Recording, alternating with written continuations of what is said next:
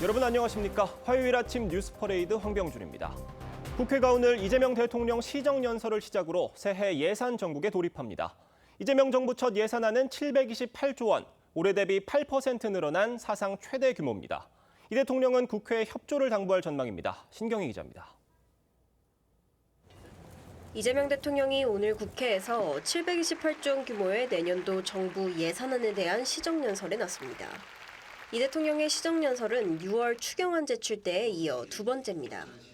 민주당은 올해보다 지출을 8% 늘린 예산안을 두고 경기 회복을 위해 불가피한 일이라고 주장했습니다. 절대 적은 규모가 아닙니다. 그런데 저는 현 상황에서 상당 규모의 지출 증가가 필요하다는 정부의 판단에 공감합니다.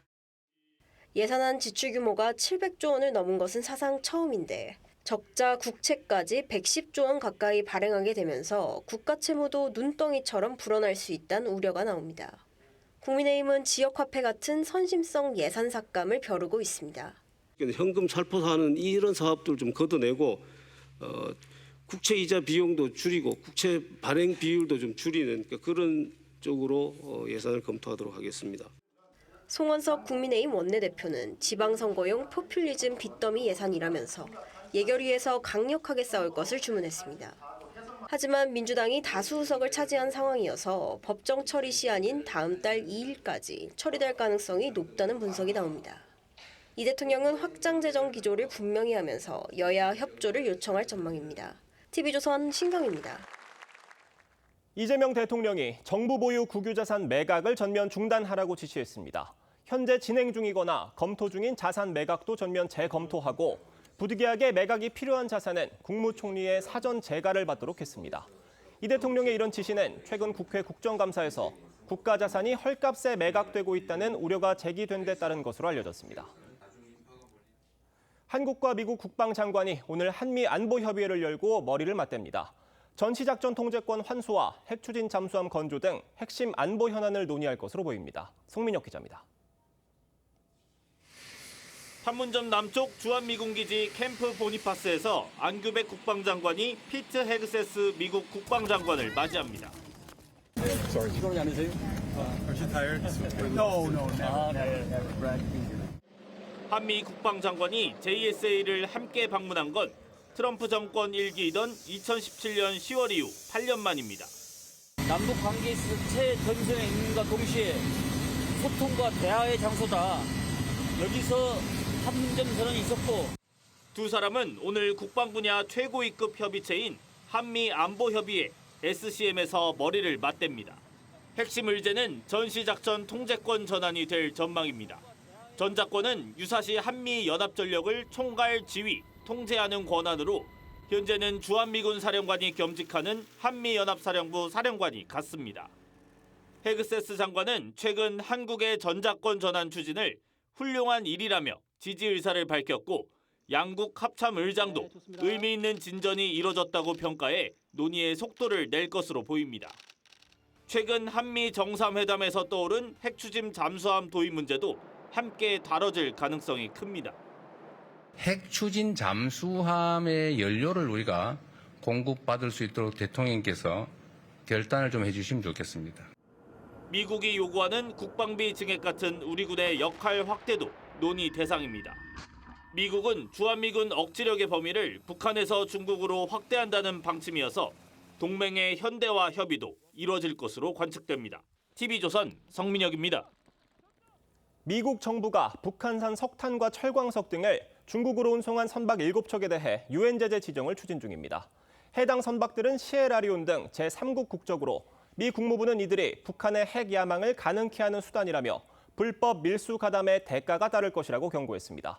이번 조치는 트럼프 2기 행정부의 첫 대북 유엔 제재 시도지만 안보리 상임이사국 중국과 러시아의 반대 가능성으로 실제 통과는 불투명합니다.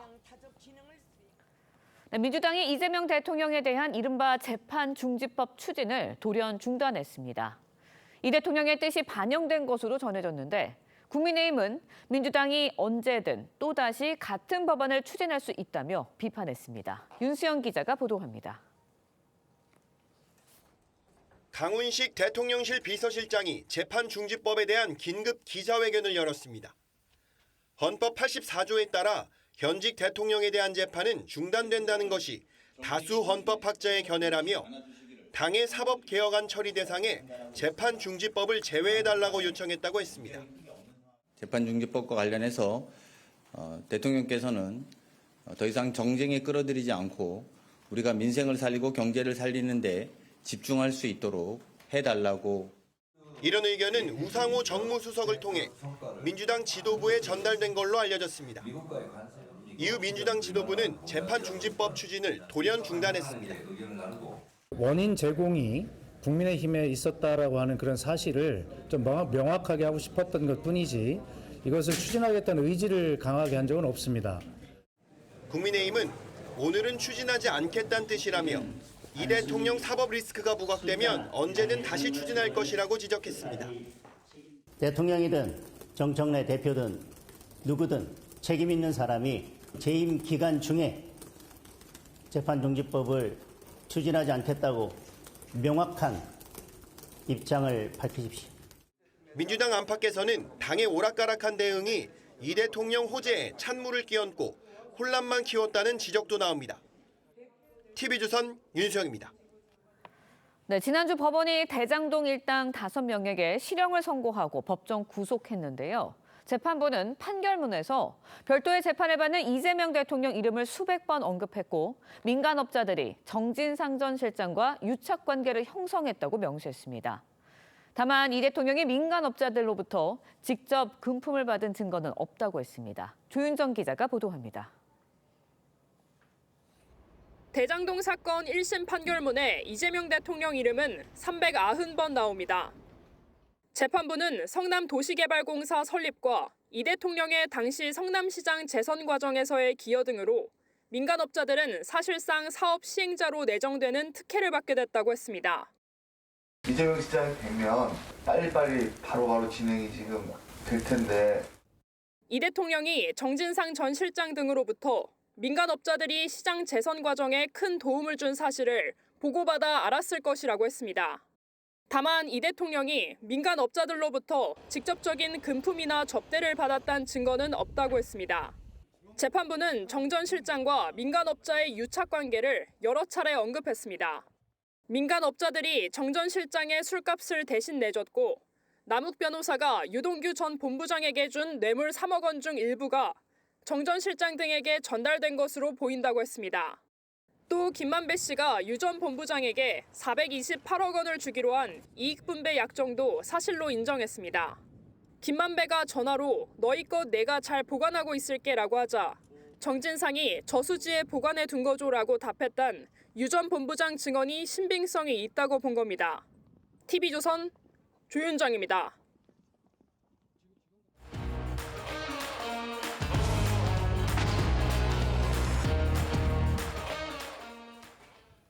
네, 정치권 소식 짚어보는 아침의 맞소 시간입니다. 김상일 전 민주당 부대변인, 최병묵 정치평론가 나오셨습니다. 안녕하세요. 안녕하십니까. 민주당이 추진하겠다고 밝힌 재판중지법에 대해 대통령실이 직접 제동을 걸었습니다. 영상으로 보겠습니다. 재판중지법을 제외해달라고 요청하였습니다. 대통령을 정쟁의 중심에 끌어넣지 않아주시기를 당부드립니다. 당 지도부의 간담회를 통하여 국정안정법의 추진에 관하여 추진하지 않기로 의견을 모았다.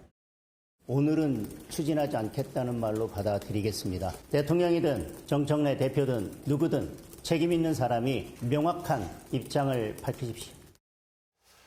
민주당이 재판중지법을 국정안정법, 헌법 84조 수호법 이렇게 이름을 바꿔서 추진하겠다고 공식화를 한 지 하루 만에 대통령실이 직접 나서서 제동을 건 겁니다. 강훈식 비서실장이 직접 브리핑을 했어요? 그러니까 대통령실이 제동 걸었다는 측면을 강훈식 비서실장이 부인하지 않고 오히려 확인을 해준 거죠. 네. 왜 그랬을까요? 제가 보건대는 사실 지금은 아니다. 이 개념이 훨씬 더 강하다고 봅니다. 이제 강훈식 실장의 설명에도 보면 그게 재판 재개 움직임이 나중에 있을 경우에 그때가 추진하면 되는 거지. 그러면 되는 거지. 지금 뭐 여기서 이런저런 그 정쟁적 요소를 끌어들일 필요가 있느냐 이렇게 얘기하는 걸 보면 저 부분이 바로 저는 본심이라고 생각을 합니다. 그러니까 이걸 재판중지법을 안 하겠다는 것이 아니고 재판중지법을 일단 보류하겠다. 그 얘기는 지금은 아니다 이런 얘기가 되는 거죠. 그러니까 만약에 정말 법원에서 제대로 된 그 재판을 재개하겠다 만약에 이런 그 움직임이 나타나면 재판중지법은 언제든지 지금 본회의에 계류되어 있는 상태 아닙니까? 처리할 것으로 보인다. 그러니까 강훈식 실장이 얘기한 거는 그만둬라가 아니다는 거죠. 지금은 아니다. 이렇게 이해하시면 되겠습니다. 그러니까 대통령실의 입장이 저런 상황인데 민주당은 그러면 왜 추진했냐 이런 의문이 따라올 수밖에 없는 것 같습니다. 어떻게 그러니까 보세요? 이제 민주당이라고 이렇게 얘기를 하시면 또 일반화가 되긴 하는 건데요. 제가 볼 때는 민주당이라는 표현보다는 일부 강성 국회의원 내지는 일부 강성 지도부 이렇게 표현을 하는 게 저는 더 맞지 않을까 싶어요. 정청래 대표는 거기에 포함이 되는 겁니까? 포함이 되겠죠. 그래서 본인의 자기 정치를 위해서 그리고 당내 선거를 위해서 사실상 이재명 대통령을 세일즈 수단으로 좀 삼는 것이 아닌가 이런 느낌이 좀 있습니다. 왜냐하면 지금까지 이재명 정부는 전체적인 선거라든가 뭐 국정 운영의 지지도라든가 이런 거를 신경을 쓰면서 가는데 당은 이렇게 보면은 오히려 대통령의 지지율을 떨어뜨리는 효과가 있는 일들을 좀 하는 것으로 보여요. 근데 그걸 왜 하냐? 지지율이 떨어지는데도. 보면은 개개인의 자기 선거에는 또 굉장히 지금 중요한 역할을 하고 있기 때문이 아닌가 이런 생각이 듭니다. 그러니까 정청래 대표 등 강성 어떤 지도부들이 당내 전체적인 의견 수렴은 좀 부족한 상태에서 이 재판중지법을 추진을 하겠다 이렇게 밝힌 상황이라는 분석이신데 지금 이런 정청래 대표에 대해서 대통령실이 자기 정치하지 말라 이런 경고를 보낸 거라는 분석도 있어요. 저는 그 분석에 동의할 수가 없습니다. 일단 그 말씀하신 대로 이제 강성 지지층들의 의견을 정청래 대표가 많이 수용해서 이런 결정을 내린 건 맞는데 본질을 보자고요. 본질이 뭐 이게 그렇게 강성 지지층의 그 정청래 대표가 어필할 것이 이거밖에 없습니까? 수도 없이 많습니다. 그렇죠? 근데 이 본질은 이재명 대통령의 재판을 재개하면 안 된다가 본질이잖아요. 그건 정청래 대표한테 뭐 어마어마한 이익이 있는 거 아닙니다. 이재명 대통령한테 이익이 있는 거죠. 그럼 정청래 대표가 왜 그랬을까요? 이건 자기 정치라기보다는 정청래 대표의 그야말로 이재명 대통령에 대한 충성심이 흘러넘쳐서 나온 얘기죠. 그러면 자기 정치라고 하기는 어렵고요. 다만 정청래 대표가 이제 강성 지지층들에 둘러싸여 있다 보니까 그림을 좀 크게 보지 못하고 있는 부분, 이 부분에 대해서 대통령실이 지적한 것이다.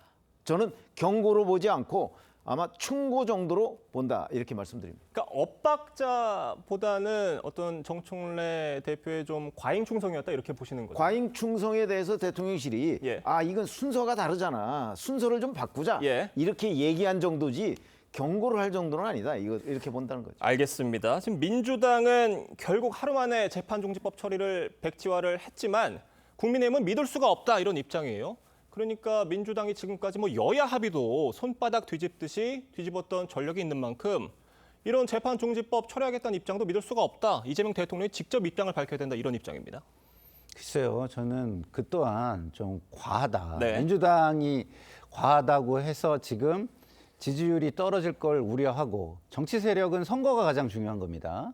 선거에서 이기지 못하면 그 사이에 어떠한 전투가 벌어지고 거기에서 우위를 점했다 해도 의미가 없는 거예요. 그거를 대통령실이 잘 알고 이것을 저는 이렇게 뭐랄까요? 브레이크를 걸었다고 저는 생각하거든요. 그러면은 국민의힘도 그런 게 좀 있어야 되는데 이 이재명 정부를 비난하는 걸 보면은요.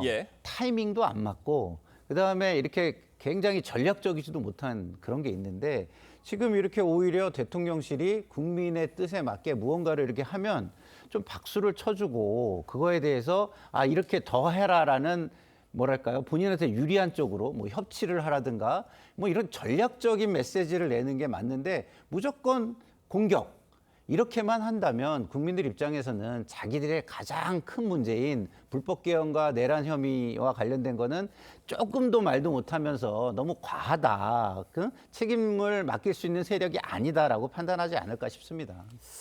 알겠습니다. 이런 상황에서 지금 민주당 재판중지법은 철회를 했지만 나머지 사법개혁안은 예정대로 추진을 할 방침입니다. 법원 행정처 폐지 논의 본격화했는데 이 법원 행정처라는 게 결국 어떤 법원의 예산과 특히 인사를 컨트롤하는 곳인데 여기를 폐지를 한다는 건 결국 조희대 대법원장의 힘을 좀 빼겠다는 거 아니냐 이런 분석. 아니 힘을 빼는 정도가 아니죠. 예. 사실은 인사와 재정 이게 이제 네. 그 법원을 운영하는 아주 기본적인 두 가지 구조 틀입니다. 예. 근데 그 중에 예산은 이제 국회를 통해서 통제를 하고요. 그다음에 인사권을 빼앗겠다는 거 아니겠습니까? 인사권을 왜 빼앗으려고 할까요? 이건 저는 이재명 대통령의 재판 재개, 이른바 사법 리스크하고 연관이 있다고 봅니다. 예. 지금 현재 이재명 대통령은 5개 재판, 12개 혐의로 그 재판을 받고 있는데 지금 중단된 거잖아요. 예. 지금 중단시킨 재판장 5명이죠. 그런데 이제 내년 2월에 인사가 있습니다. 그랬을 때 그 재판장들 일부가 바뀌죠. 바뀌었을 때 이제 누군가는 재판을 재개할 가능성 이런 것들을 이제 걱정이 있는 거죠. 그 걱정을 미연에 차단하기 위해서 예. 조희대 대법원장의 인사권을 빼앗고 그 인사권에 국회가 개입하겠다. 한마디로 얘기하면 상권 분립 체제를 무너뜨리고 이권 분립 체제로 가겠다. 뭐 이런 거하고 별로 다르지 않다 이렇게 말씀드립니다. 그러니까 이재명 대통령의 재판을 중단한 그 5개 재판부 그 인사에 어떤 개입을 정부 여당이 하려고 하는 게 아니냐라는 분석인데 어떻게 보세요? 그렇게 하면은 아까도 제가 얘기했지만 예. 정치 세력은 선거에서 이기는 게 가장 중요하잖아요. 네. 지지율이 올라가겠습니까? 그렇게는 안 되고요. 지금 사법 불신이 굉장히 국민 사회에서 큰 건 맞기 때문에 사법 개혁을 추진한다면 국민의 어떤 요구를 들어주는 거긴 해요. 근데 그것이 투명한 과정과 공론의 장에서 공감대를 확보하는 과정을 거쳐서 가야 진정성을 인정받을 수 있고 예. 선거에서도 이길 수 있는 정치 세력이 될 수 있다라는 말씀을 드립니다. 알겠습니다. 이런 가운데 이재명 대통령의 변호를 맡았던 조원철 법제처장이 유튜브에서 또다시 이 대통령의 무죄를 주장하는 발언을 해서 논란이 일고 있습니다. 직접 들어보겠습니다. 대장동 일당들하고 사이에서 한 번 만난 적도 없고 한 푼 돈을 뇌물을 받은 적도 없고 한데 수백억 원의 뇌물을 받기로 했다든가 지분을 받기로 했다든가 하는 그런 주장 자체가 저희가 보기엔 너무 황당할 뿐입니다. 예. 그러니까 조원철 법제처장이 국감에 이어서 이번엔 친여 성향 유튜브에서 또다시 대장동 사건 관련 이재명 대통령의 무죄를 주장한 겁니다. 이 행보 어떻게 보십니까? 저는 조원철 법제처장이 아무리 이재명 대통령의 변호인을 했다고 하지만 예. 법제처장이라는 지위도 엄연히 있는 거잖아요. 네. 그 지위를 망각하고 한 발언이고 우선 기본적으로 사실관계가 말이 안 되는 거예요. 자, 이재명 대통령이 예를 들어서 대장동 일당을 만났다고 해서 누가 처벌합니까? 처벌하지 않습니다. 그렇죠? 만났느냐 만난지 않았느냐 하는 건 중요한 게 예. 아니에요. 쟁점이. 그다음에 또 하나. 뭐 뇌물을 받았습니까? 이렇게 얘기하는데 뇌물을 받았으면 뇌물죄로 기소가 됐겠죠. 근데 뇌물을 받은 게 아직 증거가 잡히지 않으니까 지금 배임죄로 기소가 된 거잖아요. 예. 그렇기 때문에 아니 이재명 대통령 변호인이면서 뭘로 기소가 됐는지조차 지금 모르고 얘기를 하고 있는 셈이잖아요. 그래서 제가 보기에는 뭐 정확하게 이에 대한 평가를 하려면 평가하는 것 자체도 법제처장으로서는 부적절하지만 평가를 하려면 이재명 대통령이 배임죄로 기소가 됐고 그 기소 내용의 공소장이 뭐다 하는 걸 알고 나와서 얘기를 해야 되는 거지. 예. 뇌물을 받은 적이 없다. 뇌물을 받은 적이 있다고 검찰에서 얘기한 적이 없습니다. 어떤 직분의 차원에서도 옳지 않고 내용도 잘못됐다. 내용은 틀렸다. 이렇게 내용도 보는 거예요. 틀렸다 이런 말씀이십니다. 그러니까 국민의힘에서는 조원철 법제처장이 뭐 어떤 이재명 대통령 변호라는 차원에서 그렇게 개인적인 입장을 말하는 거 뭐 10분 이해를 할 수 있다고 쳐도 지금 현재 법제처장이지 않느냐 할 거면은 이 법제처장 내려놓고 해라 이런 주장이에요. 그러니까요. 법제처장이라는 거는 공적인 직위입니다. 네. 그러면 공과 사를 구분하는 것, 그리고 공을 먼저 할 것이냐, 사를 먼저 할 것이냐, 이거에 대한 분별력이 있다면 저렇게 나가서 저런 얘기는 할 수가 없다라고 저도 봐요.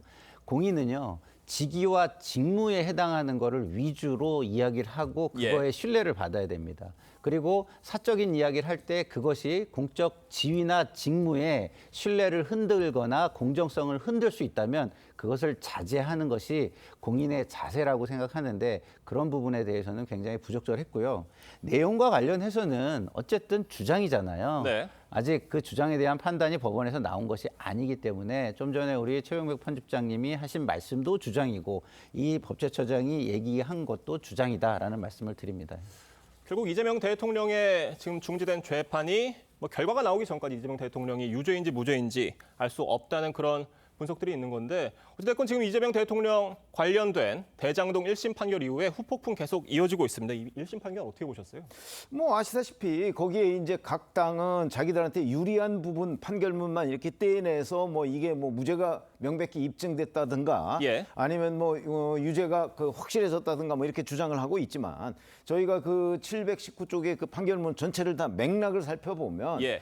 이거는 기본적으로 유동규, 김만배 등에 관한 그 판결문입니다. 그렇죠? 거기에 이재명, 정진상 이 두 피고인에 대한 판결 부분은 들어가 있지 않습니다. 그렇기 때문에 판결문 서두에도 이재명, 정진상 피고인에 대한 그 판단은 이번에 하지 않겠다고 예. 돼 있습니다. 그러니까 이걸 가지고 그쪽에 연결시키는 건 무리지만 그러나 적어도 지금 유동규 혼자 결정할 수 있는 게 아니다 하는 건 판결문에 나와 있지 않습니까? 그럼 유동규 위에 누가 있습니까? 이재명, 정진상 두 사람밖에 없습니다. 그걸 더군다나 성남시 수뇌부라고 이렇게 표현을 했기 때문에 네. 이제 이재명, 정진상 두 사람의 배임죄는 별도 재판부에서 지금 재판을 하고 있죠. 이 재판 결과에 상당한 영향을 미칠 것이다 하는 것이 뭐 취재해보면 법조계 압도적 다수의 의견이다 이렇게 말씀드리겠습니다. 물론 말씀해 주신 것처럼 그 판결문 서두에 이재명 당시 성남시장에 대한 판단은 하지 않겠다라고 밝히고 시작을 하고는 있지만 그러니까 이재명 대통령에 대한 설명 없이는 재판문 판결 작성이 어려웠는지 이재명 대통령의 이름이 390번 넘게 들어가 있었다고 합니다. 어떻게 보십니까? 자, 제가 국회에서 그 입찰 비리와 관련된 거를 감사를 많이 했어요. 예. 근데 입찰 비리는요. 중간에 껴있는 사람들이 빠삭하게 메커니즘을 가지고 굴려가지고 하는 경우가 많아요. 중간 자, 실무자가 자세하게 사정을 잘 알고 있다는 그렇죠. 말씀이시죠? 예. 자, 보세요. 사업 방식을 결정한 데 있어서 불법이 있었느냐. 이걸 봐야 되고요. 그다음에 진행하는데, 다시 말해서 입찰을 하는데 불법과 특혜가 있었느냐. 이걸 봐야 되는데 그 과정에서 예를 들어서 탑다운으로 지시가 없었다면 그것을 불법이라고 볼 수 있느냐라는 것이고요. 그러니까 그 이재명 대통령에 대해서요. 중간에 있는 사람들의 불법일 수 있다라는 것이기 때문에 이것은 끝까지 재판을 봐야 하지 않을까 싶습니다. 다만 그러니까 지금 말씀해 주신 어떤 일각의 이번 대장동 사건과 관련해서 유동규 전 본부장의 개인의 일탈이다라는 주장이 있었는데 지금 그 주장에 대해서는 법원도 그렇게 보지 않은 거잖아요. 그렇지만 그 수뇌부라고 한 것이 예를 들어서 그 이재명 당시의 시장을 얘기하는 건지 시장 주변에 있는 사람들 중에 누군가 영향력이 있는 사람을 의미하는 건지 그거는 알 수 없다는 거죠. 알겠습니다. 성남시 수뇌부가 누구냐 이 부분을 놓고 여러 가지 해석들이 나오고 근데 있습니다. 유동규 본부장 위에 있는 사람은 두 사람밖에 없습니다. 그렇죠? 그러니까 두 사람 다이거나 아니면 둘 중에 하나이거나겠죠. 정진상 씨까지만이라는 주장도 있는데 이 주장은 어떻게 들으세요? 아니 최종 결재권자, 최종 결정권자가 정진상은 아니지 않습니까? 그리고 이 판결문에 보면 성남시의 공무원들은 정진상의 말이 곧 이재명 시장의 말이다라고 받아들였다 이렇게 돼 있습니다. 우리가 오해할 수 있는 게 최종 결정권이라는 건데요. 이것이 바텀에서 탑으로 올라가 가지고 최종 결정을 했다면 그것은 불법이 아니고 당연히 그럴 수밖에 없는 거예요. 근데 위에서 지시가 내려와서 탑다운으로 됐다면 그건 불법이고 최종 결정권자로서 문제가 있는 것이죠. 알겠습니다. 자, 다음 소식으로 넘어가 보겠습니다. 이재명 대통령이 내년도 예산안 관련 오늘 시정연설에 나섭니다. 신속한 예산안 통과를 위한 초당적 협조를 당부할 예정이지만 국민의힘은 추경호 전 원내대표에 대한 구속영장 청구에 반발하면서 시정연설 보이콧을 검토를 하고 있습니다. 자, 내년도 예산안 처리도 쉽지 않아 보여요. 어떻게 보세요? 뭐 예산안 처리 잘 아시다시피 그 매년 다 쉽지 않았습니다. 그렇습니다. 그러나 이제 지금 민주당은 워낙 압도적인 의석을 확보하고 있기 때문에 더군다나 내년 예산안을 확장 재정으로 가져가겠다고 얘기를 하고 있지 않습니까? 확장 재정은 한마디로 얘기하면 돈을 풀겠다는 거거든요. 그 내년 지방선거 등을 고려해서 아마 저런 예산안을 짠 것으로 보이는데 결국은 그 뭐 국회 의석이 좌우하니까 국민의힘이 저걸 막는 데에는 한계가 있을 거라는 건 분명해 보입니다. 그러면 이제 결국 단독 처리의 가능성이 대단히 높아지는데 그 부분은 뭐 현재 다른 방법으로 막을 수는 없고 결국 국민 여론이 결정을 하게 되겠죠. 자, 올해보다 약 8% 늘어난 728조 원 규모의 예산안을 두고 정부 원안을 지키려는 여당과 예산 삭감을 벼르는 야당의 신경전 이어지고 있습니다. 양측의 입장 들어보겠습니다. 외교로 열린 길은 국회 입법과 예산으로 완성될 때 실질적 성과가 됩니다. 전략산업인 AI, 반도체, R&D는 전 세계가 주목하고 협업을 약속한 국가 경쟁력의 핵심입니다. 반드시 지키고 키워야 합니다. 소비 쿠폰과 같이 경제적 효과는 입증되지 않았음에도 불구하고 미래 세대의 부담으로 전가될 수 있는 대규모 포퓰리즘 예산안은 삭감하도록 하겠습니다. 반드시 지키겠다는 여당, 반드시 삭감하겠다는 야당 간의 지금 싸움이 이어지고 있는 건데, 자, 문제가 728조 원 규모로 편성을 하게 되면 적자 국채를 110조 원이나 발행을 하게 된다고 합니다. 이 점 어떻게 보십니까? 저는 정치인들이 저런 얘기하는 게 이해가 되질 않아요. 예. 논리를 설명하고서 타이밍에 맞게 얘기를 해야죠. 소비가 없을 때는 쿠폰을 발행하는 게 도움이 됩니다. 근데 소비가 살아났는 데까지 하면은 그거는 물가를 자극하기 때문에 좋은 정책이 아닌 것이죠. 예. 그런데 그런 것들에 대한 어떤 근거를 살피지 않고 공부도 안 한 상태에서 저런 얘기를 하는 거는 그냥 무조건 공격을 위한 거예요. 자, 역으로 한번 지역구 의원들의 지역을 한번 가보세요. 건물 져놓고 안 쓰는 건물이 얼마나 많습니까? 예? 이게 예산 낭비예요. 그런 거에는 본인들이 막 뭐랄까요? 막 굉장히 뭐라고 할까요? 뭐 합리적이지 않은 압박을 통해서 막 예산을 가져가면서 이런 것들은 합리적인 어떤 그런 거 없이 또 비판을 한다? 예. 이거는 좀 앞뒤가 안 맞는 거라고 저는 생각합니다. 야당은 예산 송곳 검증을 예고를 하고 있습니다. 이재명표 예산으로 불리는 지역화폐 등의 예산을 대거 삭감하겠다고 벼르고 있는데 이 지점은 어떻게 보십니까? 과거 이재명 대통령의 민주당이 야당일 때도 이제 지역화폐 예산 삭감 이런 걸로 이제 삭감을 했다가 되살리고 이런 과정을 거쳤죠. 네. 그래서 이번에는 이제 집권당이기 때문에 아마 지역화폐 예산이라는 것이 더 늘어났을 겁니다. 그리고 이재명 대통령의 중점, 역점 사업이기 때문에 아마 여당은 굉장히 지키려고 노력을 할 거죠. 근데 이제 이게 의석 차이도 있지만 기본적으로 여당이 지키려고 하면 야당이 이제 삭감하려고 하는 부분이 있어요. 그게 얼마나 핵심적인 내용이냐에 따라서 양측이 서로 주고받기를 할 거예요. 예. 그럴 경우라도 아마 여당이 다른 걸 희생해서라도 지역화폐 예산을 지키겠다. 이재명 대통령의 역점 사업이기 때문에 이렇게 얘기한다면 그건 삭감이 불가능해지겠죠. 그래서 결국은 협상의 결과로서 아마 지역화폐 예산이 사느냐 죽느냐 이런 상황이 맞을 것이고, 만약에 이게 최종적으로 안 된다. 예. 그러면 아마 단독 처리를 하게 될 가능성이 대단히 높다. 민주당이 이렇게 말씀드립니다.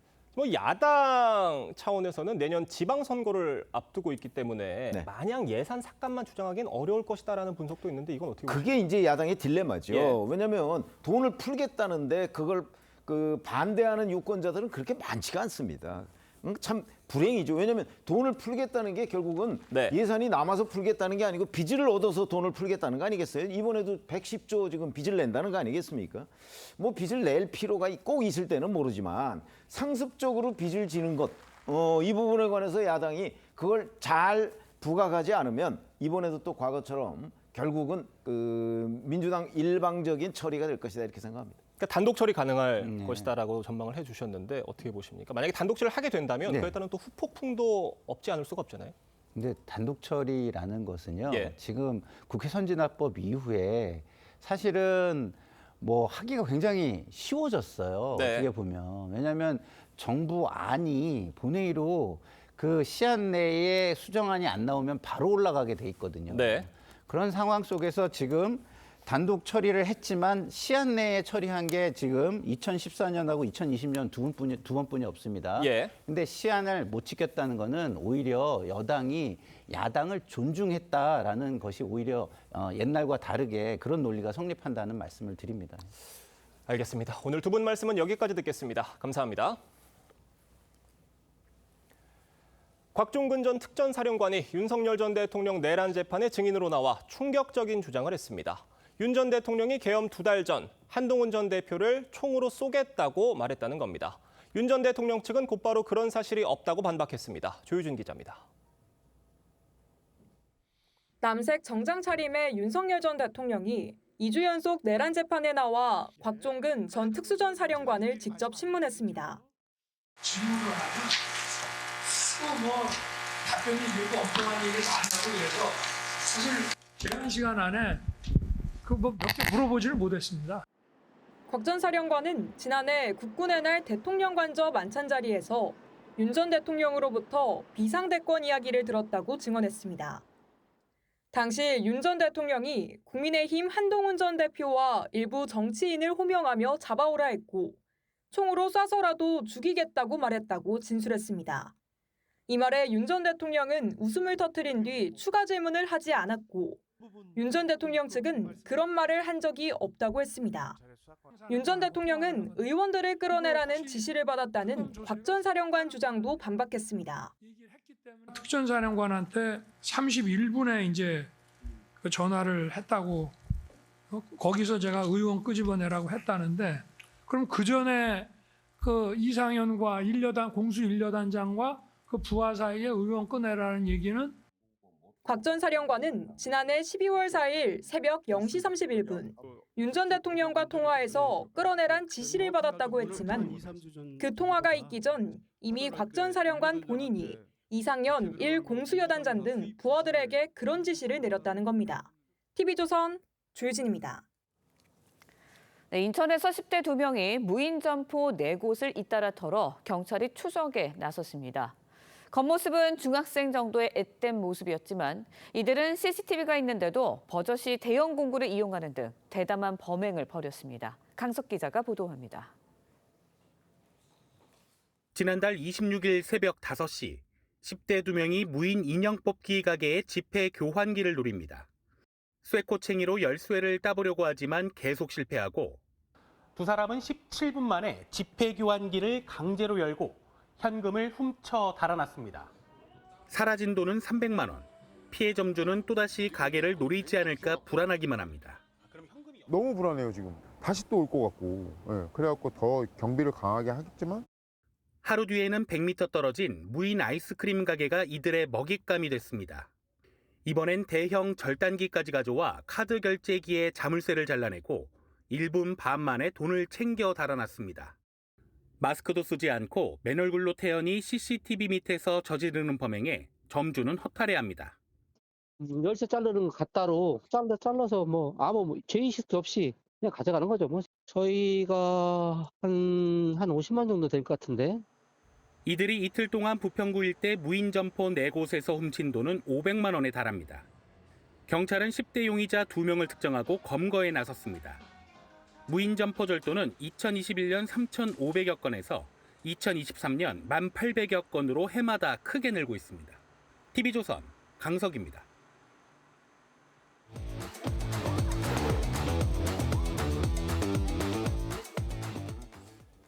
화제가 된 사건 사고 소식 짚어보는 아침의 이슈 시간입니다. 네, 최진영 변호사, 장현주 변호사와 함께 자세한 이야기 나눠보도록 하겠습니다. 안녕하십니까? 안녕하세요. 네, 안녕하십니까?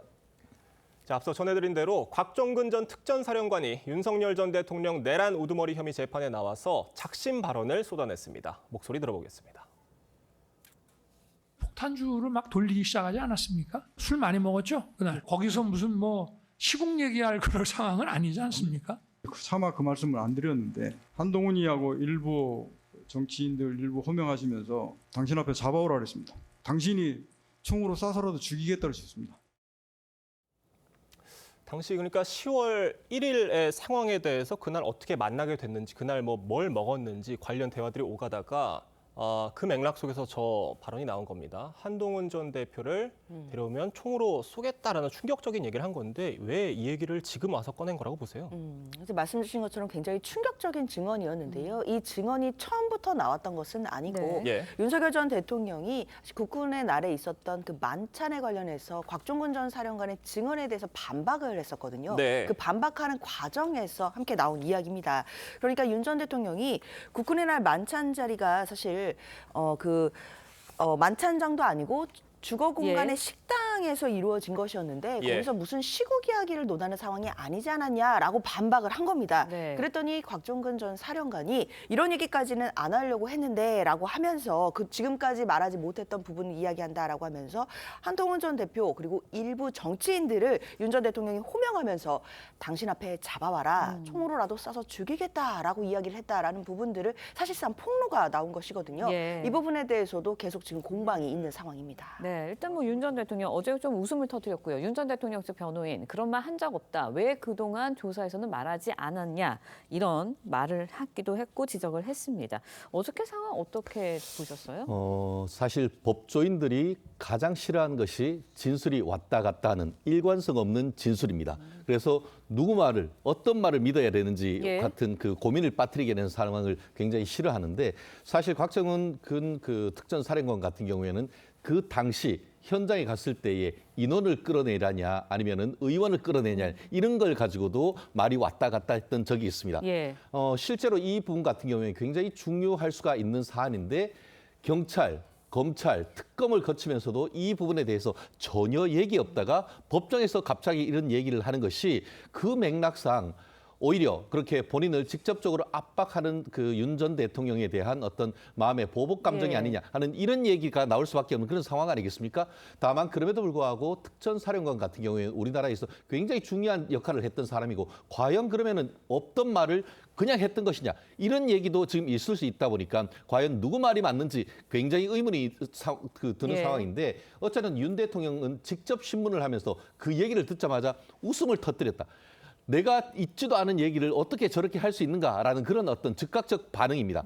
결국 최종적으로 제3자로 듣고 있던 재판부가 누구 말이 맞는지를 지금 판단해야 되는 상황인데 어쨌든 이와 같은 곽 전 사령관의 한마디에 대해서 그 말의 신빙성을 뒤집는 것은 만만치가 않습니다. 그렇기 때문에 재판부가 그 상황에서 누구 말이 맞는지 어떤 식으로 판단했는지 판결문에 녹아 나오지 않을까 싶습니다. 말씀해 주신 것처럼 결국 재판부가 곽종근 전 특전사령관의 발언, 한동훈 전 대표를 총으로 쏘겠다고 얘기를 했다는 윤 전 대통령의 발언에 대해서 어떻게 받아들일지가 가장 중요할 것 같아요. 그렇습니다. 결국 곽종근 전 사령관은 사실 윤석열 전 대통령에 대해서 불리한 증언들을 쏟아놓고 있는 상황이거든요. 특히 의원들을 끌어내라라는 취지의 지시를 들었다라는 부분은 사실 내란 혐의를 입증하는 데 있어서는 굉장히 또 중요한 진술 중에 하나입니다. 물론 윤 전 대통령 측에서는 관련해서 증언의 신빙성을 탄핵하기 위해 그 통화한 시간이라든지 이런 부분들을 근거로 대면서 이 증언은 믿을 수가 없다라는 취지로 지금 주장을 하고는 있지만 문제는 곽종근 전 사령관이 유일한 진술자는 아니다라는 겁니다. 아마 윤 전 대통령에 대해서 불리한 진술을 하거나 또는 불리한 정황이 담긴 객관적인 자료들도 또 있기 때문에 이 부분에 대해서 윤 전 대통령 측이 부인을 한다라고 하더라도 재판부 입장에서는 나름대로의 증언의 신빙성을 판단할 것으로 보입니다. 네, 이번에는 추경호 국민의힘 의원에 대한 이야기도 해보도록 하겠습니다. 내란 특검이 추경호 전 원내대표에게 구속영장을 청구했습니다. 현직 국회의원에게 구속영장을 청구한 건 이번이 벌써 두 번째거든요. 네네. 저도 이 부분을 보면서 약간 충격을 받았습니다. 결국 이제 최종적으로 구속영장이 발부될지 여부에 대해서는 좀 지켜봐야 되겠습니다만 저는 기각될 가능성이 높다라고 보는데요. 이유는 사실 그 추경호 의원의 집과 의원실에 대해서 압수수색 영장을 발부할 때 죄명은 직권남용 권리행사 방해죄였습니다. 그런데 이번에 구속영장을 청구를 하면서 이루어진 죄명 같은 경우에는 직권남용은 빠지고 내란죄의 중요임무 종사자라고 얘기를 했는데 국회의원이 무슨 내란죄의 중요임무에 종사할 수가 있습니까? 상식적으로 봤을 때 과연 이와 같은 범죄가 성립되는지 여부 자체에 대해서 상당 부분 다툼의 여지가 있을 수 있는 것이고 이것을 해제하는 것과 관련해 가지고는 사실 그 국회의원으로서의 그 폭넓은 재량권이 있을 수가 있는 것입니다. 그렇기 때문에 이러한 부분 지금 한 3번 정도 장소를 바꿨고 그 사이에 윤 대통령을 비롯한 그 한덕수 국무총리 또 홍철호 전 대통령 정무수석 비서관과 통화를 했던 그 내용을 가지고 중요임무 종사자를 적용한다라고 했는데 설령 그렇게 전화를 하고 굉장히 급박한 상황에서 하는 그 짧은 시간 이것을 과연 내란 중요임무 종사자라고 해서 비난할 수 있는지에 대해서는 입법권의 자율성 그리고 또 내란죄의 성립 이거를 두고 법적으로 굉장히 치열하게 다툴 것은 분명합니다만 어쨌든 저의 법리적인 어떤 감각으로는 구속영장 기각될 가능성이 높다고 봅니다. 장윤주 변호사님 어떻게 보십니까? 글쎄요, 저는 그래도 구속영장이 발부될 가능성도 여전히 남아있다라고 봅니다. 사실 그동안 특검은 내란 혐의와 관련해서 윤석열 대통령 측과 그리고 총리 그리고 당시 국무위원들을 상대로 해서 지금 수사 강도를 높여왔었는데요. 이제 또 한 축을 담당한다라고 할 수 있는 국회에서 결국 계엄 해제 의결을 방해한 의혹이 있는 또 국회의원들에 대한 수사로 지금 방향이 넓혀지는 것으로 봐야겠습니다. 지금 어쩌면 그 첫 수사로 지금 추경호 전 원내대표에 대해서 영장이 청구된 것이기 때문에 예. 아마 특검으로서도 지금 많은 기간 수사를 통해서 준비가 되어 있을 것이라고 보고요.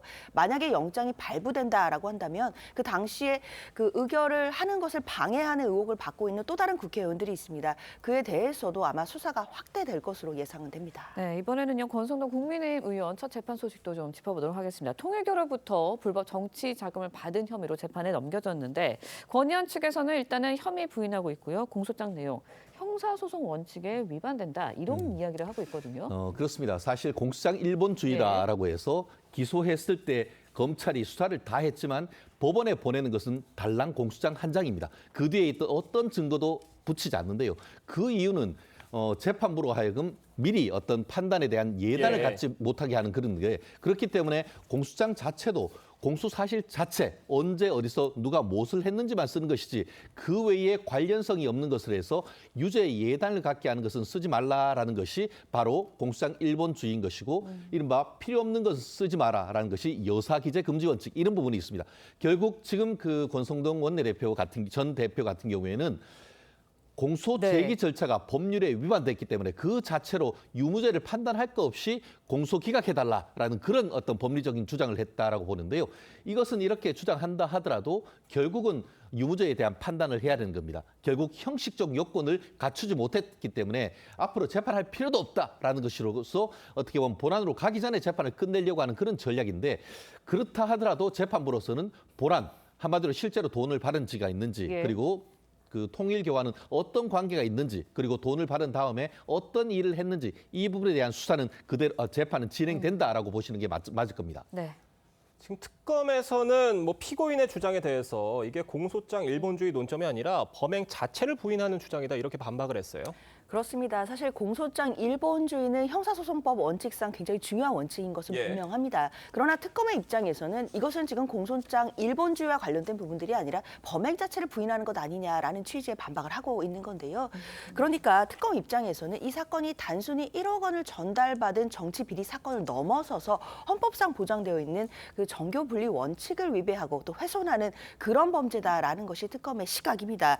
따라서 관련된 사건 전후의 상황을 설명해 주는 것이 사건 진상 파악을 위해서도 도움이 되고 오히려 피고인의 방어권을 보장하는 데 도움이 된다라고 이야기를 하고 있기 때문에 아마 이 부분도 재판부가 현명하게 판단을 해줄 거라고 생각을 합니다. 네.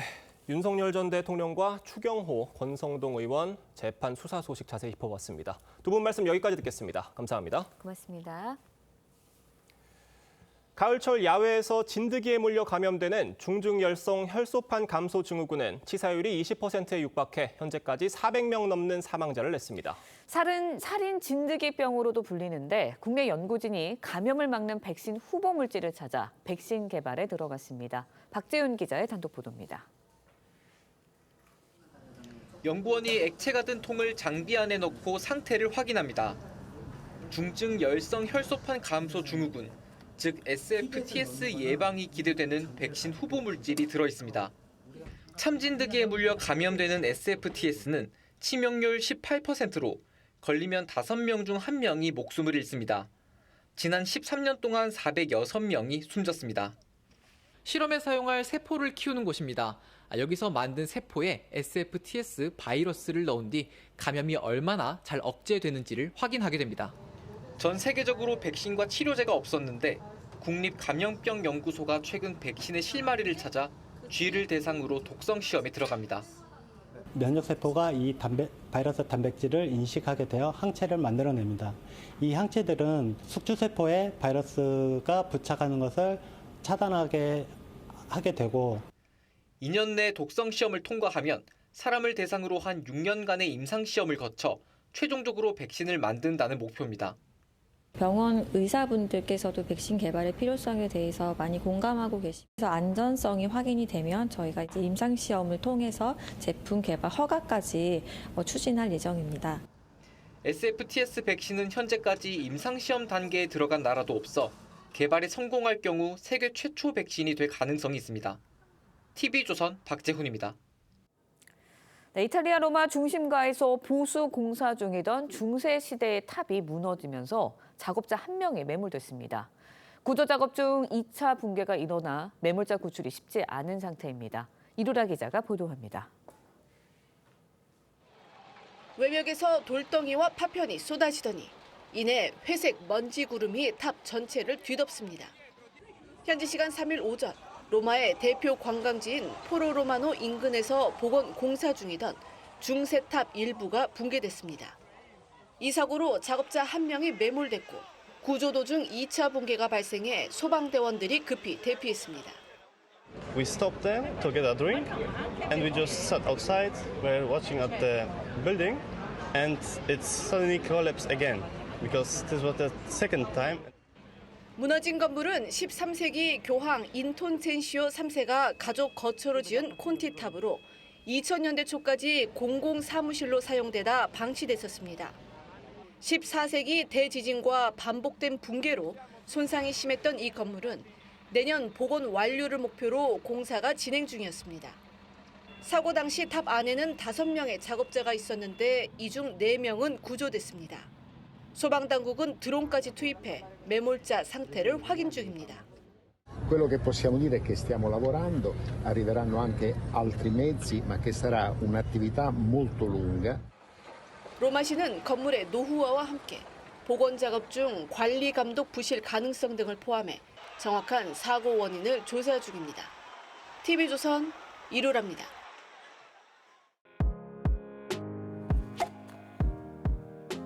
네, 렌즈에 담긴 그 순간 그 의미를 짚어보는 시간이죠. 사진 기자가 선택한 아침의 한 장입니다. 오늘은 조선일보 사진부 장련성 기자와 함께합니다.